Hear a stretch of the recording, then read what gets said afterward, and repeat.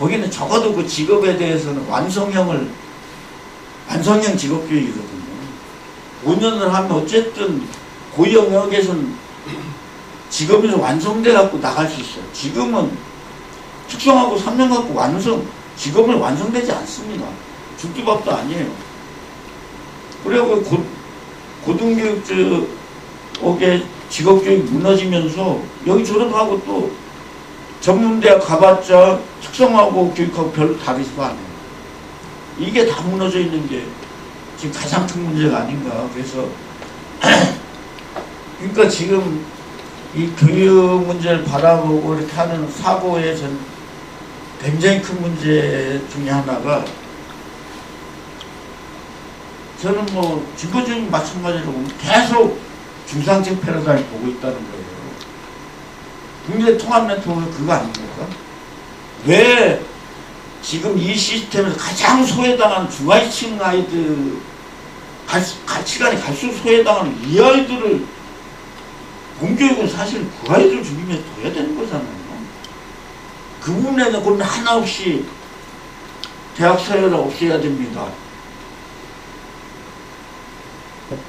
생각해 보세요. 지금 중하위층 아이들에게 대학 서열은 문제입니까? 우리 사회 상위 20% 사람들의 문제예요. 그거를 전부 고등교육의 100% 문제인 것처럼 계속 얘기하는 게, 그때 굉장히 많이 싸웠어요.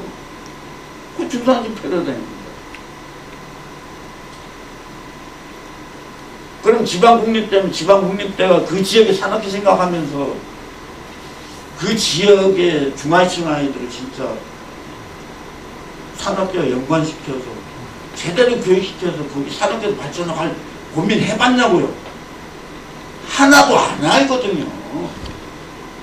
그러면서 무슨 국내 통합 네트워크를 얘기하고, 그거는 그래서 이렇게 곰곰이 들여다보면은 그냥 지방에 있는 국립대 교수가 소외감 갖고 주장하는 게 돼버리더라고요. 그래서 좀 현실성을, 그건 현실성 때문에 RIS가 더 낫네요. 차라리. 그렇죠. 네. 그래서 이제 그 실질적인 방법을 찾아가고 있는 거죠. 네, 김진택. 네. 우선 우리 부장님의 강의 너무 감동적으로 잘 들었습니다. 그동안 어디서도 들어보지 못했던 거대 교육이라는 거대 담론을 부른 것 같아서 너무 감사합니다. 저는 세 가지 정도만 질문 드리려고 하는데요. 좀 전에 질문에서 답변하신 것처럼 저는 이번 강의에서 저는 뭐 교육에 대해서는 문외한입니다만 교육의 본질에 대해서 한번 생각해보게 됐어요. 계속 부장님께서도 말씀하신 것처럼 교육이 마치 직업교육인 양, 직업교육이 목적인 양 이렇게 계속 말씀하시는데 그것이 맞는 것인지, 안 그러면 늘 우리가 얘기해왔던 아까 강의 시간에도 말씀하셨던 것처럼 현대산업 국가체제에서 그 자본의 요구, 자본과 권력의 요구에 맞는 노동자형 인간형을 만드는 데가 그 교육의 본질적 목적인지에 대한 말씀을 좀 듣고 싶고요. 그리고 말씀하신 것처럼 새로운 패러다임의 변화에 따른 그런 교육 본질적인 아젠다의 변화가 필요한 시기라고 생각이 드는데, 그 부분에 대해서 변화해야 된다면 무엇이 됐으면 좋은 건지 라는 문제에 대해서 한번 질문드리고요. 두 번째로는 지금 현재 조금 전에도 여러 가지 이 현실 교육의 문제를 말씀하셨어요. 대표적으로 뭐 과도한 교육열이라든지 과도한 스펙주의라든지 또는 뭐 주입식 교육, 그리고 뭐 실제 우리가 학생들이 가장 어려워하는 살인적 경쟁 교육, 이런 것들이 현실적 교육 문제라고 보여지는데, 이것의 본질적인 차이는 그 교육 자체의 내용이라는 것보다도 그 교육 기간이 끝난 이후에 사회에서 받게 되는 그 사회적 대우가 차이가 있기 때문에,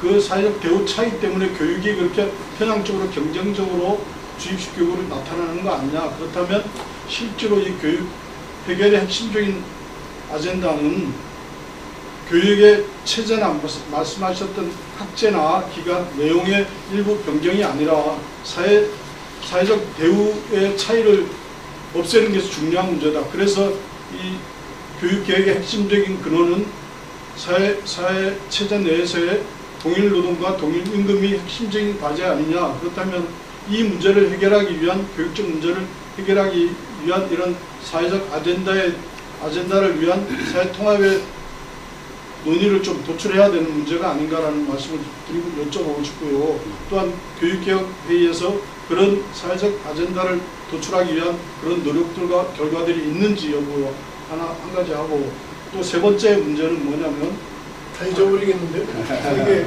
일단 두 개. 아니 이 문제까지 말씀 같이 하셔야 돼요. 왜냐하면 다 연관성 있는 문제거든요. 그리고 세 번째 문제는 아까 마지막에 각 지역별, 우리 강북 지역도 마찬가지입니다만 많은 교육 활동가들이 있거든요. 그래서 교육 거버넌스에 참여해서 역할들을 좀 해달라고 요청하셨거든요. 그렇다면 아까 맨 처음에 말씀드린 것처럼 그 지금 현재 교육 본질에 대한 아젠다가 극복돼야 될 과제라면 지금 현재의 교육 거버넌스에 참여하는 교육 활동가들의 모습은 기존의 교육을 강화하는 데 복무하는 거 아니냐. 그래서 그건 오히려 좀 절제되고 자제돼야 될 문제 아닌가라는 생각을 하는데 어떻게 생각하십니까? 우선은 이제 패러다임 변화의 핵심은 그런 거죠. 이 산업사회, 근대 산업사회 국가는 국가와 사회의 핵심 목표가 생산성을 높이는 데 있는 겁니다. 그 그런 사회, 교육도 그렇게 그런 시스템으로 간 거고, 그게 이제 점수로 표시되는 뭐 이런 걸로 해서 서열하고 뭐 이런 시스템이었던 거죠. 그런데 앞으로의 미래 사회는 더 이상 그 생산성 중심으로 갈 수가 없는 거죠. 삶의 질 중심의 사회로의 패러다임의 큰 전환이 이제 필요하다고 보이고요.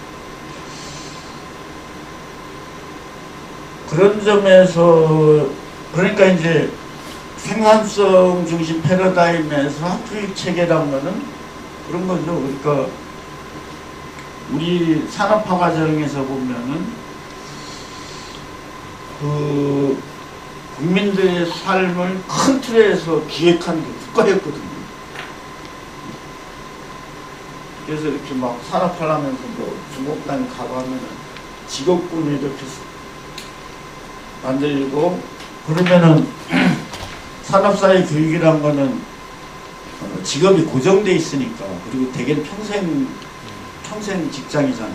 그러면 그 직업이 요구하는 고정된 지식을 얼마나 많이 암기하고 또 적용할 수 있느냐, 그걸 평가해서 이제 그 학교를 졸업한 학생들을 이렇게 배치하는 그런 형태였고, 또 이제 그에 따라서 그 기입 암기식 교육에서 그런 얼마나 많은 식이 높은 식을 습득했느냐를 가지고 직업의 위계가 결정됐거든요. 사실 그것 때문에 경쟁이 대입경이 굉장히 치열해지고 그랬었던 거죠. 근데 사실 그래서 산업사회에서는 학교교육과 직업의 연계성이 굉장히 높았습니다. 고등학교 졸업한 사람이 갈 수 있는 직업군, 대학은 이게 다 돼 있었잖아요. 그래서 학교교육에서의 성공이 되게 직업의 높은 의기의 직업으로 연결되고, 이게 그리고 이제 대개는 취업이 됐어요. 그랬습니다. 근데 지금은 이제 급격하게 지능정보 사회로 넘어오면서 사실은 중하위 직업군에서는 학교교육과 직업의 연관이 무너져 버렸습니다. 이미. 그게 남아있는 것은 상위권의 직업으로 좁혀졌어요. 그러니까 이걸 향한 경쟁이 더 치열해지는 거예요. 그러니까 이 우리 사회의 상위 20%의 학력쟁이 더 치열해지고 있습니다. 그 좁혀진 얼마 남지 않은 안정적인 산업사회의 직업, 위계가 높은 그걸 향해서 굉장히 치열하게 경쟁하고 그래서 막 대학생도 더 강화되고 상위권 대학들 그렇게 가고 있는 거죠. 근데 저는 그 부분도 오래 못 가리라고 봅니다. 점점 더 무너져서 이 학교 교육과 직업과의 직접적인 연관성이 계속 약화돼 갈 수밖에 없어요. 그러면 이제 그 가면 갈수록 저는 미래사에서 학교를 마친 아이들은 굉장히 다양한 직업생애와 그 사이 교육생에 살 수밖에 없다고 보거든요. 그럴 수밖에 없습니다. 그랬을 때 그렇게 살아간 학생들에게 정말 필요한 역량이 뭔가를 고민해 줘야 되는 거죠. 그런 사회에서 자기 삶을 계속 질 높여가면서 살기 위해서 얘들이 어떤 역량을 갖춰야 돼? 그러려면은 우선은 자기 정체성을 잘 사는 의욕이 가장 먼저 중요한 거거든요. 자기 삶의 의욕을 가지고 굉장히 다양한 직업생애와 사이사이 교육생을 갖게 돼 있는데 그거를 통일적으로 인식하고 개척해 나가고 필요한 관계를 형성해 나가고 이래야 되거든요. 그래서 이제 학력 개념도 그런 방향으로 좀 바뀌어가야 된다고 생각을 하는 거고요. 그리고 이제 저는 우리 사회에서 굉장히 중요한 지점이 하나 안 뚫리는 부분이 있다고 봅니다. 그게 뭐냐면은 그게 안 뚫리니까 계속 그 4차 산업혁명 담론도 산업사회형에 갇히고 있어요. 그래서 첨단 4차 산업혁명이 막 하니까 우리 첨단 기술을 개발해야 돼. 이거 산업사회 똑같은 얘기 계속 가고 있거든요. 근데 그 미래사회를 생각할 때 진짜 중요한 거는 삶의 질을 높이는 방향 중심에 두는 사회로 가야 되기 때문에 그것도 사회 구조상 그런 흐름이기 때문에 분권화 진전시키고 있는 거고 이 중앙집권적인 산업사회는 생활정책을 붕괴시켰잖아요. 고갈돼 버렸잖아요. 지금 이 부분을 향해서 역량을 밑으로 내리고 이 부분을 강화시키는 쪽으로 계속 가고 있는 거잖아요. 그리고 이게 활성화되면서 산업사회형이 아닌 미래사회형의 직업 일들이 많이 만들어져야 되거든요. 삶의 질과 관련된 일들이. 근데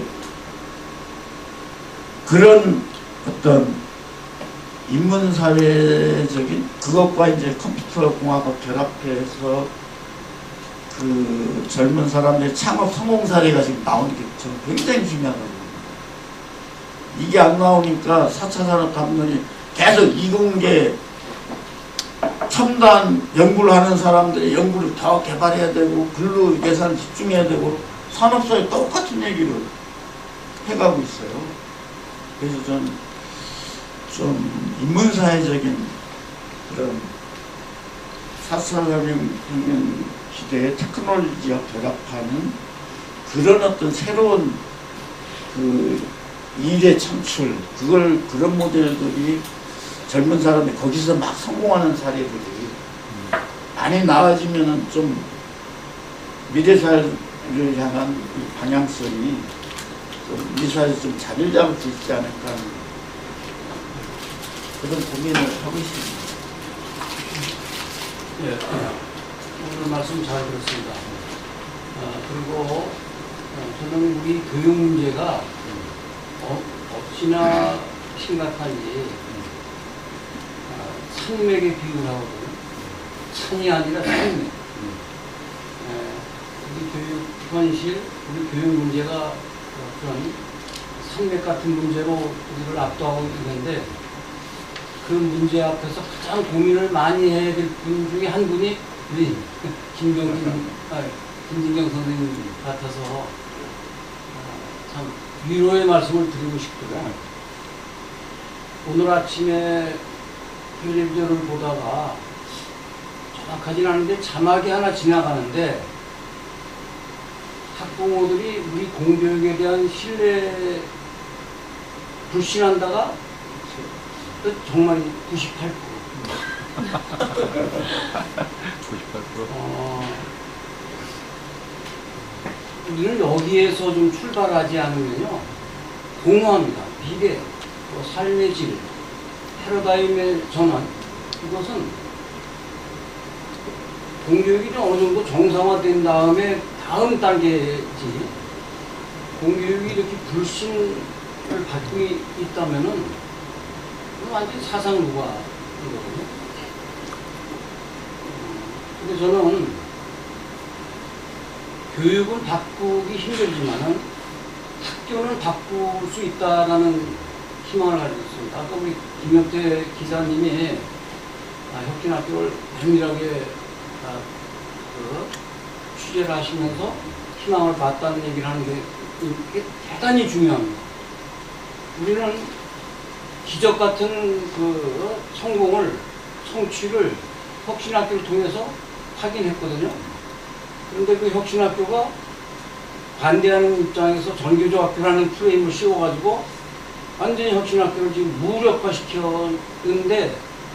무력화시키는데 성공을 했어요, 그게. 정말 기가 막힌 일입니다.